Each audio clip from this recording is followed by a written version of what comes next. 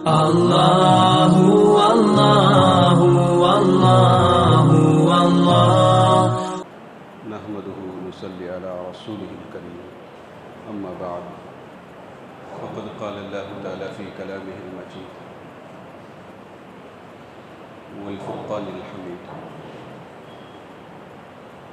فاعوذ بالله من الشيطان الرجيم بسم الله الرحمن الرحيم وإنه من سليمان وَإِنَّهُ بِسْمِ اللَّهِ الرَّحْمَنِ الرَّحِيمِ صدق اللہ العظیم۔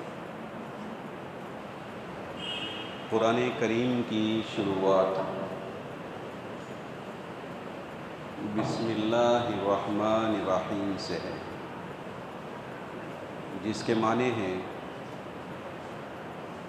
کہ میں شروع کرتا ہوں اللہ کے نام سے جو بڑا مہربان نہایت رحم کرنے والا۔ قرآن کی شروعات سب سے عظیم الشان کلام اللہ تبارک و تعالیٰ کا کلام، تو اس کلام کی شروعات بسم اللہ سے کر کے گویا ہمیں اس بات کا حکم دیا جا رہا ہے، اس بات کی تعلیم دی جا رہی ہے کہ آپ اپنا ہر کام بسم اللہ سے کرو۔ نبی علیہ السلام فرماتے ہیں کل امر ذی بال لم یبدأ بسم اللہ فہو ابتر، ہر وہ عظیم الشان کام، ہر وہ محتم بشان کام جو اللہ تبارک و تعالیٰ کے نام سے شروع نہ کیا جائے، وہ کام دم بریدہ ہوتا ہے، بے برکتی ہوتا ہے۔ سمجھ میں آ رہا ہے؟ تو حدیث میں کیا بیان کیا گیا؟ جو بھی کام اللہ کے نام سے اگر شروع نہ کیا جائے تو وہ کام بے برکتی ہوتا ہے، اس میں برکت نہیں ہوا کرتی۔ تو اس لیے حکم یہ ہے کہ ہر کام کو اللہ کے نام سے شروع کرو، بسم اللہ سے شروع کرو، یہ اسلامی تعلیم۔ ویسے ایک بات معلوم ہونی چاہیے کہ دیکھو، جو ذکر کسی کام پر شریعت کی جانب سے، نبی علیہ السلام کی جانب سے متعین ہیں، اس کام پر وہ ذکر کرنا چاہیے۔ کوئی بھی کام ہم کرتے ہیں، اس میں کوئی ذکر منقول ہے تو ہم اس کام کو کیا کریں گے؟ وہ ذکر سے شروع کریں گے۔ مثال کے طور پر ہم کھاتے ہیں، تو کھانے پر ہمیں حکم یہ ہے کہ تم یہ کہو بسم اللہ وعلی برکت اللہ، حکم ہے، یہ بھی اللہ کا نام بسم اللہ ہے اس میں۔ تو یہ ذکر منقول ہے، جب یہ ذکر منقول ہے تو اسی سے ہم کھانے کو شروع کریں گے، یہ ذکر ہی کریں گے، یہ کلمہ ہی کہیں گے، ٹھیک ہے؟ اور اسی طرح سوتے ہیں ہم، تو سوتے وقت ایک ذکر منقول ہے، اللہم باسمک اموت و احیا، سمجھے؟ تو یہاں بھی ایک ذکر منقول ہے، تو یہاں بھی کیا کرنا چاہیے؟ سونے سے پہلے اسی ذکر کو کرنا چاہیے، یہی دعا ہمیں پڑھنی چاہیے۔ اور اسی طرح ہم ذبح کرتے ہیں جانوروں کو، تو ذبح کرتے وقت دعا منقول ہے، کیا دعا منقول ہے؟ بسم اللہ اللہ اکبر، تو یہ دعا منقول ہے، تو یہی دعا پڑھنی چاہیے، ٹھیک ہے؟ وہاں ہم بسم اللہ کے بجائے یہ دعا پڑھیں گے، جو دعائیں منقول ہیں وہ دعائیں پڑھی جائے گی، اور جہاں جس فعل پر، جس کام پر کوئی دعا منقول نہ ہو تو وہاں پر ہم کیا پڑھیں گے؟ بسم اللہ پڑھیں گے، وہاں پر ہم کیا پڑھیں گے؟ کوئی بھی کام ہمارا، یہ گویا کہ قرآن ہمیں اس بات کی تعلیم دیتا ہے کہ بھائی قرآن کو شروع کرنے سے پہلے جب تم بسم اللہ پڑھتے ہو تو اپنے ہر کام کو شروع کرنے سے پہلے تم بسم اللہ پڑھو، ہے نا؟ یہ حکم دیا۔ بہت سے فائدے ہیں، انشاءاللہ ہم بعض اس میں سے معلوم کریں گے فائدے کیا ہیں۔ ایک اہم فائدہ کیا ہے، آدمی جب برہنہ ہوتا ہے، کپڑے نکالتا ہے، تو بعض ایسے مقام ہوتے ہیں کہ وہاں جنات بھی ہوتے ہیں، اللہ کی مخلوق ہے وہ بھی، ہم ان کو نہیں دیکھ سکتے لیکن وہ ہم کو دیکھ سکتے ہیں، ہم ان کو نہیں دیکھ سکتے لیکن وہ کیا، وہ بھی ایک اللہ کی مخلوق ہے، اللہ نے پیدا کی ہے، اس کو دنیا میں بھیجا ہے، غائب ہے۔ لیکن روایتوں میں یہ بات آتی ہے کہ جب ہم بسم اللہ پڑھتے ہیں تو ہم اپنے کپڑے نکالنے کے باوجود ان کو دکھائی نہیں دیتے، ان کی نظروں سے پوشیدہ ہو جاتے ہیں، ان کی نظروں سے ہم چھپ جاتے ہیں۔ بہت سی برکتیں، کام آسان ہو جاتا ہے، بسم اللہ جب آدمی پڑھتا ہے تو کام کیا ہو جاتا ہے، آسان ہو جاتا ہے، پائے تکمیل کو پہنچتا ہے، مکمل ہوتا ہے۔ حضرت نوح علیہ السلام کشتی میں سوار ہوئے، امام رازی رحمت اللہ علیہ اپنی تفسیر کبیر نامی کتاب، بڑی کتاب ہے تفسیر کے، اس میں اس کے فضائل کے تعلق سے بعض باتیں ذکر فرماتے ہیں، تو اس میں کہتے ہیں کہ حضرت نوح علیہ السلام جب کشتی میں سوار ہوئے تو انہوں نے ایک دعا پڑھی جس کو قرآن نے نقل کیا، قرآن نے ذکر کیا۔ انہوں نے کیا پڑھا؟ بسم اللہ مجریہا و مرساہا۔ کیا دعا پڑھی انہوں نے؟ بسم اللہ مجریہا و مرساہا۔ اس کو قرآن میں ذکر کیا گیا، سورہ ہود آیت نمبر 40 پر 1۔ تو یہاں اس آیت کو نقل کر کے امام رازی رحمت اللہ علیہ فرماتے ہیں، اس کا معنی کیا ہے؟ میں شروع کرتا ہوں اللہ کے نام سے، جس کے نام سے یہ کشتی چلتی ہے اور جس کے نام سے یہ کشتی ٹہرتی ہے، رکتی ہے، اس کے نام سے میں اس کو شروع کرتا ہوں۔ ٹھیک ہے، یہ اس کا معنی ہے۔ تو اس کو نقل کر کے امام رازی رحمت اللہ علیہ اپنی تفسیر کی کتاب میں فرماتے ہیں، جب حضرت نوح علیہ السلام نے بسم اللہ کا ایک حصہ پڑھا، بعض حصہ پڑھا، پورا بسم اللہ الرحمن الرحیم نہیں نا، ہے نا، بعض حصہ بسم اللہ مجریہا و مرساہا، بسم اللہ کا بعض حصہ انہوں نے پڑھا تو انہیں نجات حاصل ہو گئی، انہیں کامیابی حاصل ہو گئی۔ آگے لکھتے ہیں، اگر کوئی مسلمان مومن بندہ اپنی زندگی بھر پورا بسم اللہ مواظبت کے ساتھ پڑھے تو اس کو نجات کیسے حاصل نہیں ہوگی؟ بات سمجھ میں آ رہی؟ آدھا بسم اللہ پڑھے تو انہیں نجات حاصل ہو گئی غرق سے، ڈوبنے سے، اور جب مسلمان بندہ پورا بسم اللہ پڑھتا ہے تو اللہ تبارک و تعالیٰ اس کو کیسے غرق فرمائے، وہ کیسے عذاب کا شکار ہوگا، وہ تو نجات پا جائے گا۔ آگے اسی تفسیر رازی میں یہ بات بھی لکھی ہوئی ہے، اللہ کے نبی صلی اللہ علیہ وسلم نے حکم دیا اور یہ تعلیم دی کہ آپ اپنا ہر کام کرنے سے پہلے بسم اللہ پڑھو۔ حضرت ابو ہریرہ رضی اللہ تعالی عنہ کی روایت ہے، وہ فرماتے ہیں اذا توضأت، اللہ کے نبی نے فرمایا کہ جب آپ وضو کریں، وضو کرنے سے پہلے بسم اللہ پڑھو، اور جب تک آپ فارغ ہوں گے، پورا وضو کرتے رہیں گے، یہ جو وقت گزرے گا اس سارے وقت میں تمہارے نام اعمال میں نیکیاں لکھی جائے گی۔ تم نے کوئی کام نہیں کیا، تم نے کوئی کام نہیں کیا، صرف وضو کے شروع کرنے سے پہلے تم نے بسم اللہ پڑھ لیا، اب وضو کے ختم ہونے تک جتنا وقت ہے وہ سارا وقت نیکیاں لکھی جاتی ہیں، حسنات کو لکھا جاتا ہے، نام اعمال میں حسنات اس کو عطا کیے جاتے ہیں، لکھے جاتے ہیں۔ اور اسی طرح آگے وہ فرماتے ہیں جب آپ اپنی بیوی کے پاس جاتے ہیں تو بسم اللہ پڑھو، اس کا ثواب، اس کا فائدہ یہ ہے کہ وہاں سے حسنات کو لکھنا شروع کر دیا جاتا ہے۔ کہاں تک؟ جب آپ غسل جنابت کرتے ہیں تب تک حسنات کو لکھا جاتا ہے نا۔ یہ اللہ کا ذکر کیا ہے؟ کوئی فارغ البالی، کوئی خالی وقت نہیں کہ اس میں اللہ کا ذکر کیا جائے، یہ نبی علیہ السلام کی تعلیمات ہیں۔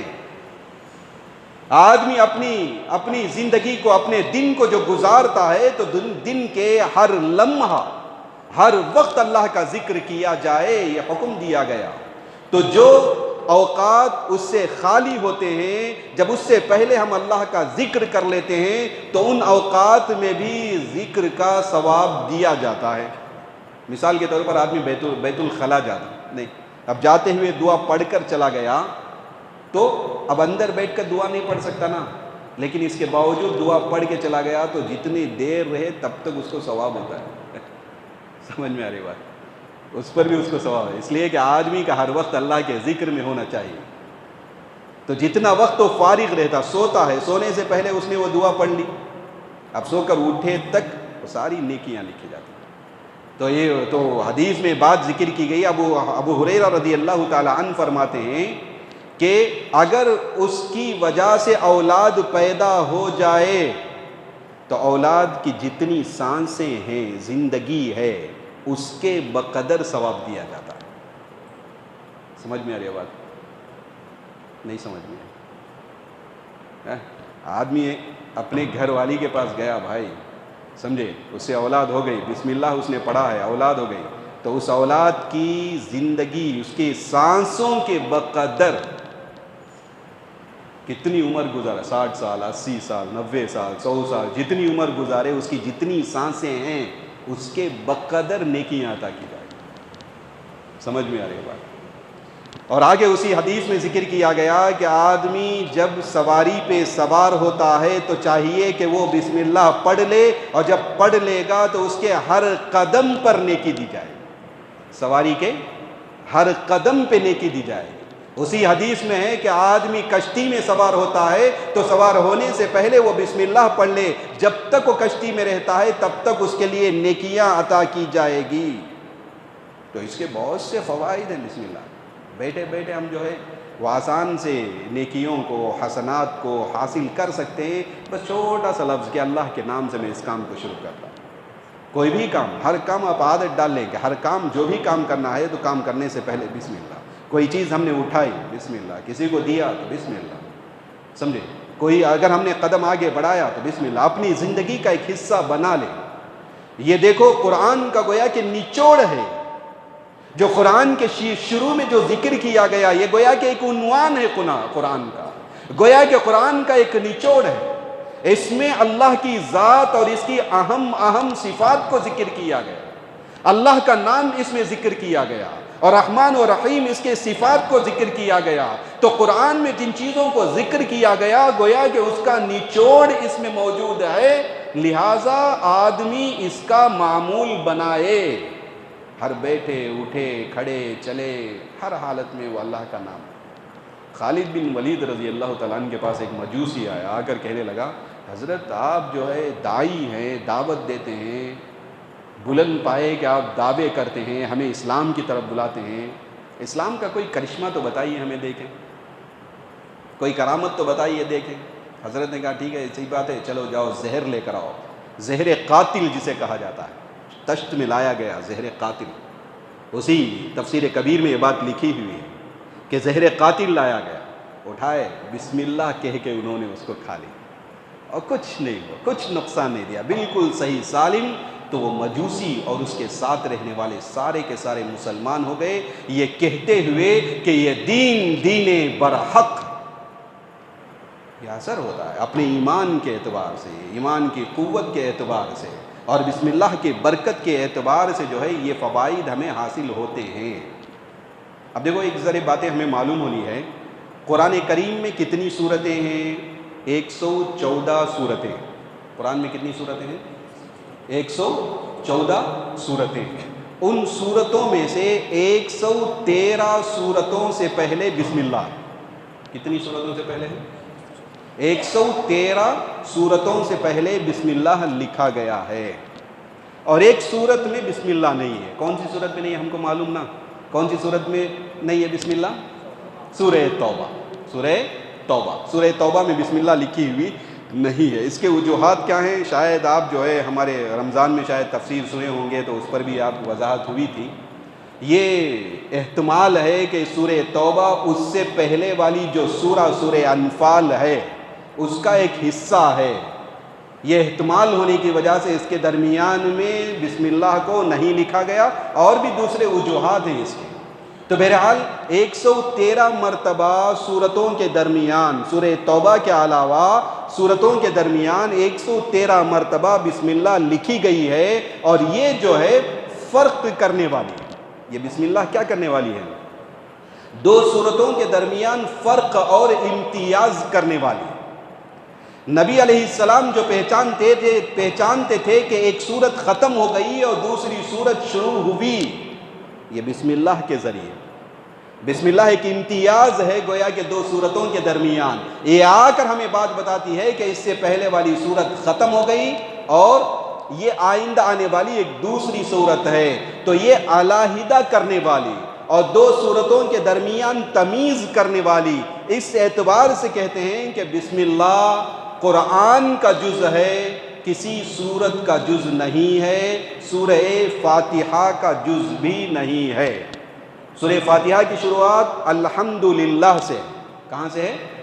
سورہ فاتحہ کی شروعات احناف کے یہاں الحمدللہ سے ہے، بسم اللہ سے سورہ فاتحہ کی شروعات نہیں ہے، یہ بسم اللہ سورہ فاتحہ کا جز نہیں ہے۔ حضرت انس رضی اللہ تعالیٰ عنہ فرماتے ہیں کہ میں نبی علیہ السلام کے پیچھے نماز پڑھا، ابو بکر صدیق و عمر فاروق و عثمان غنی رضی اللہ عنہم، میں نے ان کے پیچھے نماز پڑھا ہے، اور وہ اپنی نمازوں کو، اپنی قرات کو سورہ فاتحہ سے شروع کرتے تھے۔ تو کیا مانا؟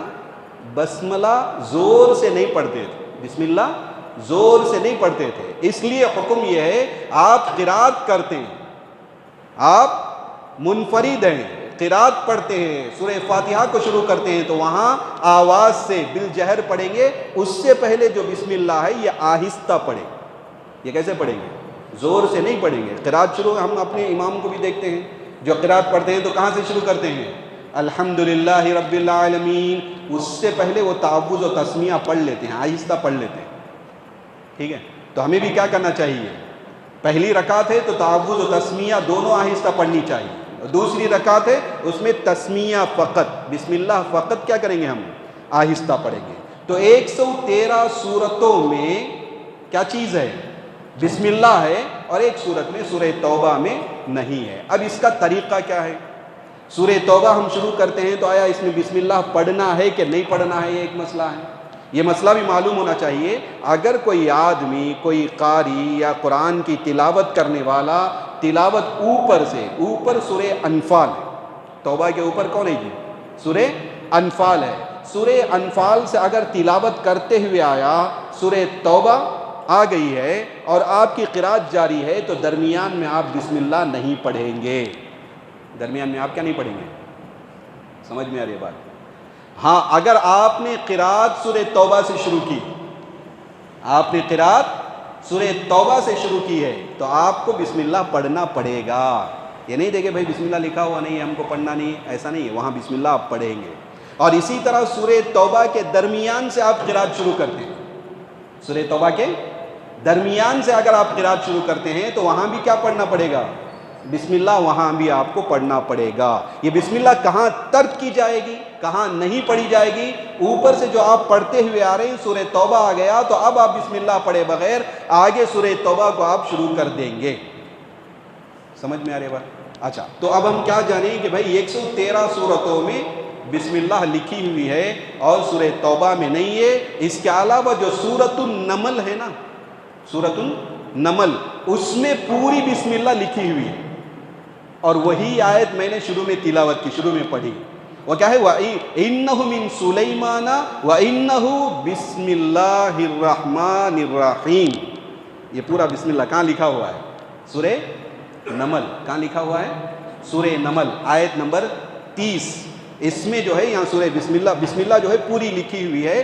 اس اعتبار سے کہا جاتا ہے بسم اللہ قرآن کا جز ہے، لیکن کسی سورت کا اور سورہ فاتحہ کا جز نہیں ہے۔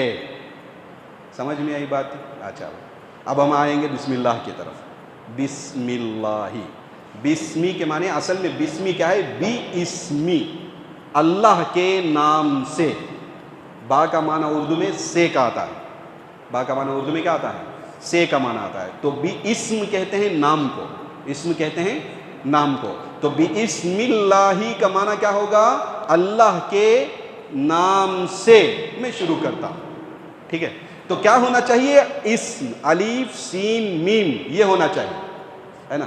با الف سین اور میم ایسے ہی نہ ہونا، بسم اللہ ایسے ہونا چاہیے. لیکن آپ دیکھیں گے لکھا ہوا قرآن اٹھا کر دیکھیں آپ، یا کہیں بھی اٹھا کر دیکھیں، کوئی سا بھی بسم اللہ دیکھیں، بیچ میں الف نہیں.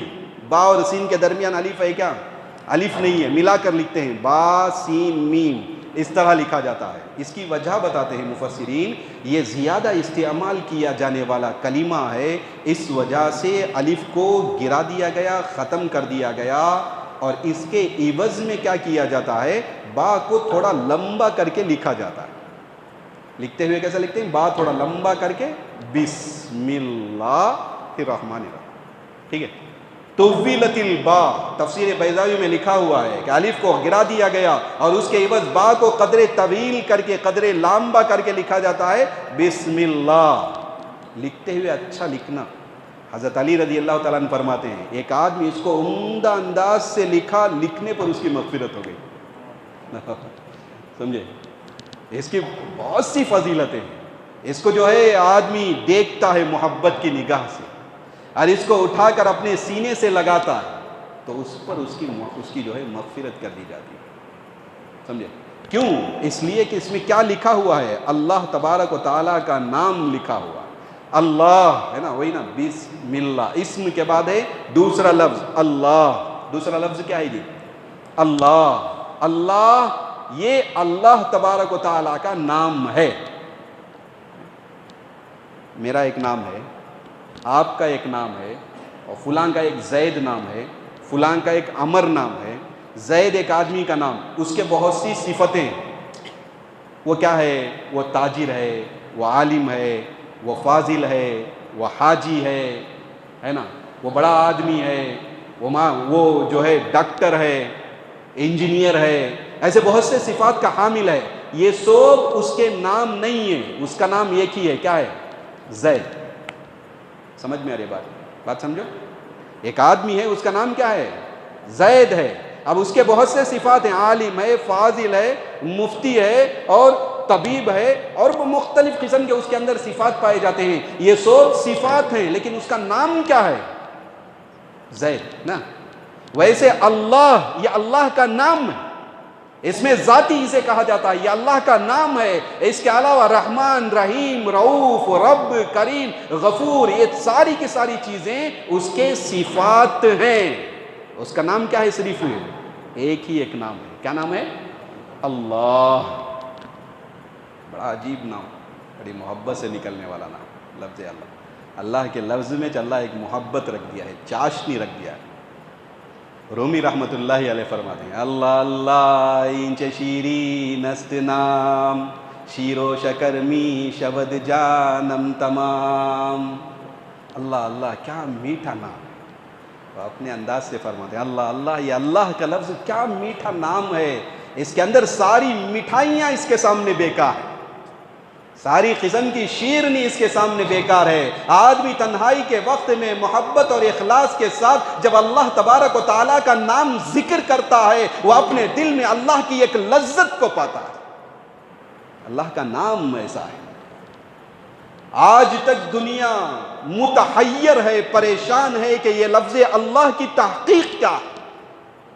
جیسے آدمی آج تک اللہ کی ذات کی حقیقت کو نہیں پہنچ سکا، اللہ تبارک و تعالیٰ کی ذات کو آج تک کوئی پہچاننے والا نہیں ہے. کوئی عارف آج دنیا میں ایسا پیدا نہیں ہوا جو اللہ کی ذات کو پہچان لیا ہو، اللہ کی کن اور حقیقت کو پہچان لیا ہو. اور دنیا و کائنات میں کوئی شخص اور کوئی شے ایسی پیدا نہیں ہوئی جیسے اللہ کی ذات کو نہیں پہچان سکے، ویسے اللہ کے نام کو بھی آج تک کوئی پہچان نہیں سکا. لوگ متحیر ہیں اس کے بارے میں کہ اس کی اصل کیا ہے. ایک جھلک میں آپ کو بتاؤں اس کی اصل کیا ہے. بعض کہتے ہیں کہ یہ اللہ لفظ جامد ہے، کسی سے نکلا ہوا نہیں ہے. بعض کہتے ہیں اس کی اصل الہ ہے. اور الہ کس سے نکلا ہے؟ الہ لفظ الہ عربی الفاظ ہوتے ہیں، وہ مشتق ہوتے ہیں، تو اس کا ایک مشتق منہ ہوتا ہے، وہ جس سے نکلتا ہے. جس کو مشتق منہ کہا جاتا ہے، ایسا ایک لفظ ہوا کرتا ہے، تو الہ اس کا مشتق منہ کیا ہے؟ لوگ اس کے بارے میں متحیر ہیں۔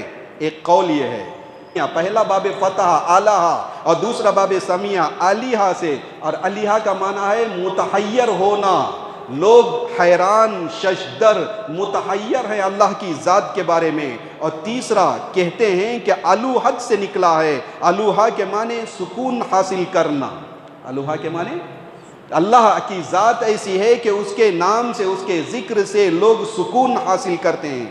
چوتھا یہ ہے کہ اللہ آلیہا آلہا سے نکلا ہے، اور اس کے معنی ہے مصیبت میں اس کی طرف پناہ حاصل کرنا، تو لوگ جو ہے اللہ کی طرف پناہ حاصل کرتے ہیں، اللہ جائے پناہ ہیں۔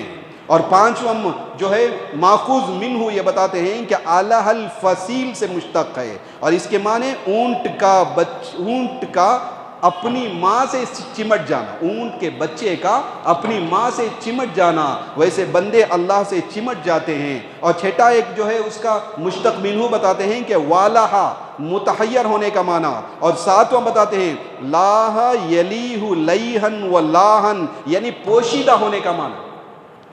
یہ کس سے نکلا معلوم نہیں آج تک۔ لفظ اللہ جو ہے اس کی اصل ہر لفظ، عربی کا ہر لفظ جو ہے اس کے بارے میں معلوم ہے کہ بھائی یہ اس کا مشتق منو ہے، یہ فلاں جگہ سے نکلا ہے، اس کا اصل لفظ یہ فلاں ہے، لیکن لفظ اللہ کیسا ہے معلوم ہے؟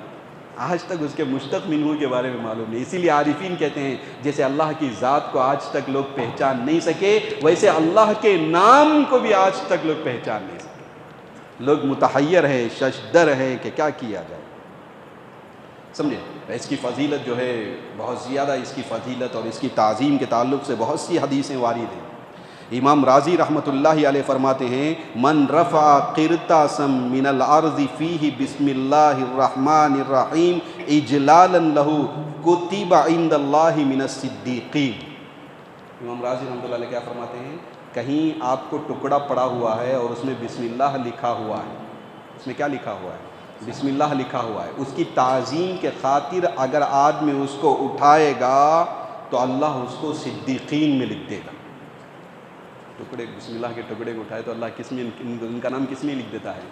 صدیقین میں اللہ ان کا نام لکھ دیتا ہے۔ تفسیر قرطبی ہے، اس میں فرماتے ہیں کہ ان رجلا نظر الی قرطاس فیہ بسم اللہ الرحمن الرحیم، ایک کاغذ کا ٹکڑا تھا، اس میں بسم اللہ لکھا ہوا تھا، نیچے پڑا ہوا ہے، آدمی اس کو اٹھایا، فقبلہ اس کو بوسہ دیا، ووضعہ علی عینہ اپنی آنکھوں سے لگایا، فغفر لہ تو اس کی مغفرت کر دی گئی، اس کی کیا کر دی گئی؟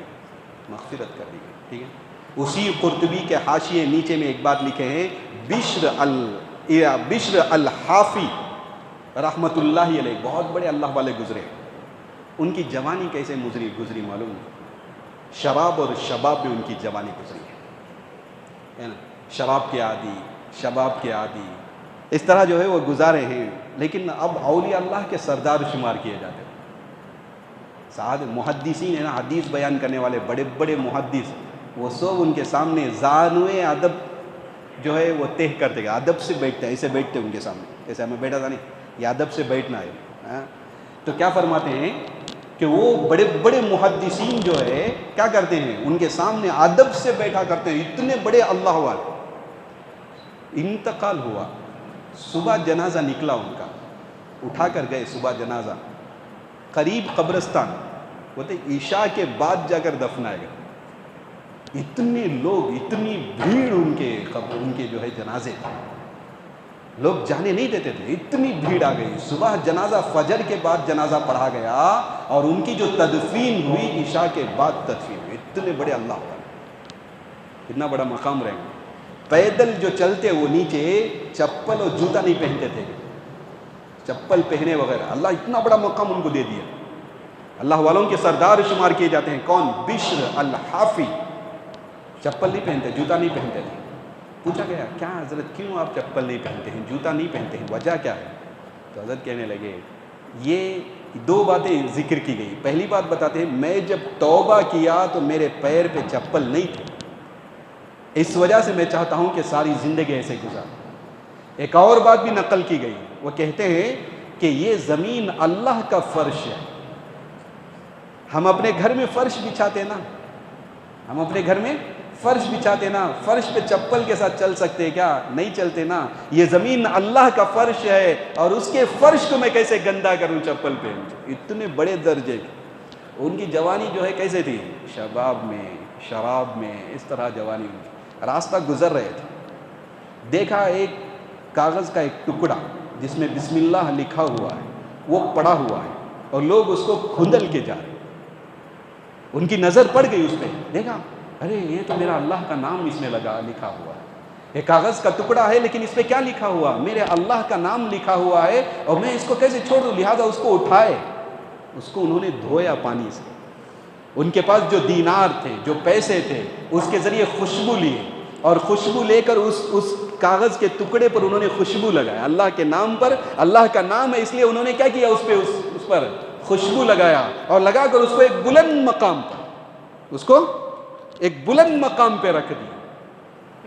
اور بعض میں آتا ہے دیوار میں اس کو چسپا کر دیا. اتنا زیادہ جو ہے اس کی تعظیم کیے. رات جب ان کو نیند لگی, سوئے, تو ان کے خواب میں کسی ندا دینے والے نے ندا دیا کہ اے بشر, تو نے میرے نام کو خوشبو سے معطر کیا. لَأُطَيِّبَنَّكَ فِي الدُّنْيَا وَالْآخِرَةِ, ہم تم کو دنیا اور آخرت میں جو ہے مشہور کر دیں گے, تمہیں خوشبودار کر دیں گے دنیا و آخرت میں. اللہ تبارک و تعالیٰ جو ہے ان کو توفیق دے دیا. وہاں سے توبہ ہوئی, اور توبہ کرنے کے بعد بہت بلند مرتبے پر وہ فائز.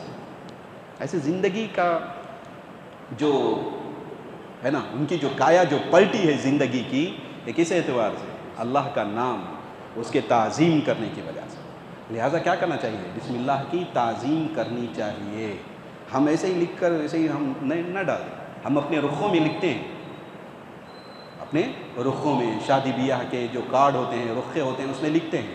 بھائی اگر اس کی حفاظت کر سکتے ہیں تو لکھو, اگر حفاظت نہیں کر سکتے تو اسے اجتناب کر لو, ذرا بچ جاؤ. ورنہ اس کو روڈ میں ڈال دیا جائے, گلی کوچا میں ڈال دیا جائے. ابھی چند سال پہلے ہم یہاں سے وہ گلی سے گزر رہے تھے, وہ کیا ہے, چنامو کرتے, تقریباً چند سال ہو گئے. وہ دیکھا تو ایک کچرے میں قرآن پڑا ہوا ہے, بالکل پھٹا ہوا, کچھ ایسا بوسیدہ قرآن پڑا ہوا. دیکھ کر ہم وہاں سے لیے اس قرآن, پھر اس کی بائنڈنگ کرائے. تو لوگ جو ہے یہ حالت ہو گئی ہے کہ اگر وہ بوسیدہ ہو جائے, پرانا ہو جائے, تو اٹھا کر اس کو کچرے کے ڈبے میں ڈال دیتے ہیں. حالانکہ یہ اللہ کا کلام ہے, اللہ کا نام ہے. بسم اللہ, یہ اللہ دل کی کیفیت کو دیکھتے.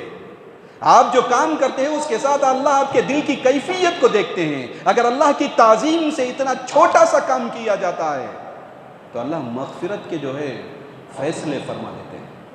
سمجھ میں آ رہی؟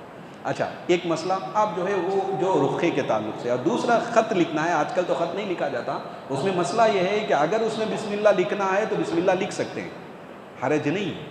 اور اسی طرح ہم اپنی کتابوں میں اس کی حفاظت کرنی ہے تو بسم اللہ لکھے. وہ 7 8 6 ہم جو ڈالتے نا علامت کے طور پر, 7 8 6 700 786 80 پر 6, یہ جو ہے یہ ڈالنا یہ سنت نہیں ہے.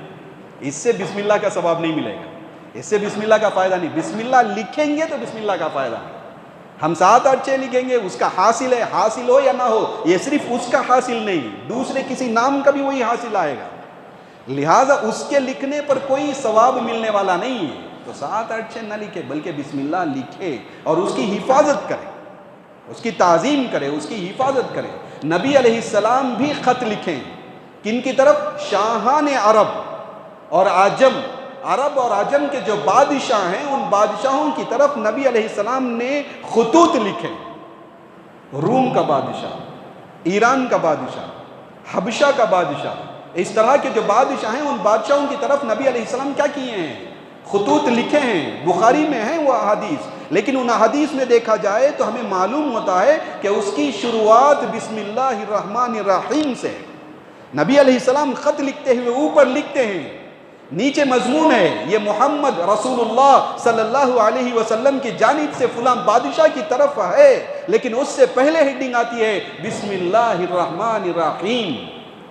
لہذا خط لکھتے ہوئے, کوئی بھی چیز لکھتے ہوئے آپ کیا لکھ سکتے ہیں؟ بسم اللہ لکھ سکتے ہیں، لیکن کیا کرنا ضروری ہے؟ اس کی حفاظت کرنی ضروری ہے، سمجھے؟ یہ ہے بسم اللہ۔ اس کے بعد ہے رحمان اور رحیم۔ رحمان کے معنی بھی مہربانی کرنے کے، اور رحیم کے معنی بھی کیا ہیں؟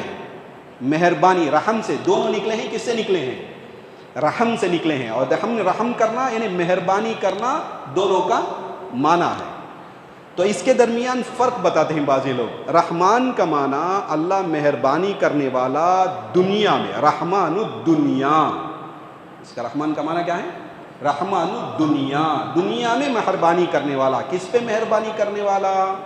سارے لوگوں پر مہربانی کرنے والا، مسلمانوں پہ مہربانی کرتا ہے، غیروں پہ مہربانی کرتا ہے۔ اسی وجہ سے ہم دیکھتے ہیں کہ غیر بھی اچھے خاصے مرزوق ہوا کرتے ہیں، اچھے آرام میں، راحت میں، سکون سے، اطمینان سے، حالانکہ وہ اللہ کا انکار کرنے والے، اپنے رب ذوالجلال کا انکار کرنے والے، ہے نا؟ تو کفر اختیار کرنے والے، لیکن کفر اختیار کرتے ہوئے اللہ تبارک و تعالیٰ ایک بلند مقام انہیں عطا کرتا ہے، انہیں عزت عطا کرتا ہے، انہیں روزی عطا کرتا ہے، انہیں مرتبہ عطا کرتا ہے۔ یہ سب ساری چیزیں کیا ہیں؟ یہ لفظ رحمان جو اللہ کی صفت ہے اس کا اظہار ہے۔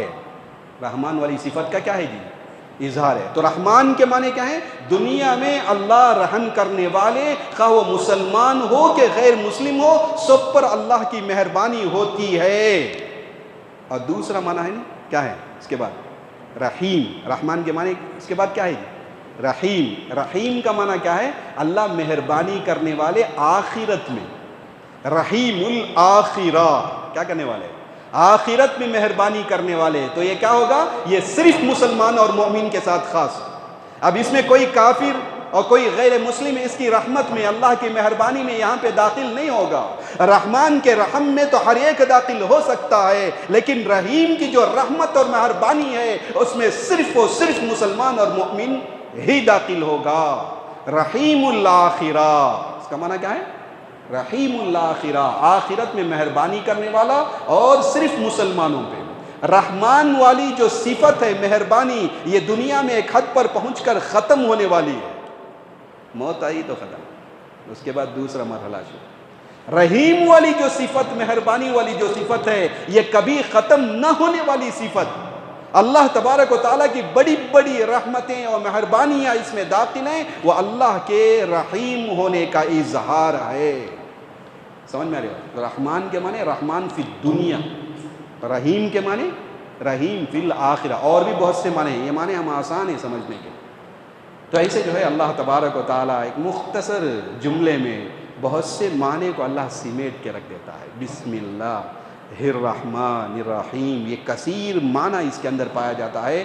اسی لیے کہا جاتا ہے قرآن پڑھنے سے پہلے آپ تسمیہ پڑھنا ضروری ہے۔ بسم اللہ آپ پڑھیں گے، اللہ کے نام سے شروع کریں گے، اور اسی وجہ سے دیکھا جاتا ہے کہ ہر سورت کے شروعات میں بسم اللہ الرحمن الرحیم کو لکھا گیا ہے۔ کثرت سے پڑھنا ہے بسم اللہ، انشاءاللہ پڑھیں گے بھائی۔ ہر کام کرنے سے پہلے پڑھو، اور اس کی برکت کا اندازہ، اس کی برکت جو ہے وہ ظاہر ہوگی انشاءاللہ۔ ٹھیک ہے، اللہ سے دعا ہے کہ اللہ سننے و سنانے سے زیادہ عمل کرنے کے اللہ ہمیں توفیق عطا فرمائے۔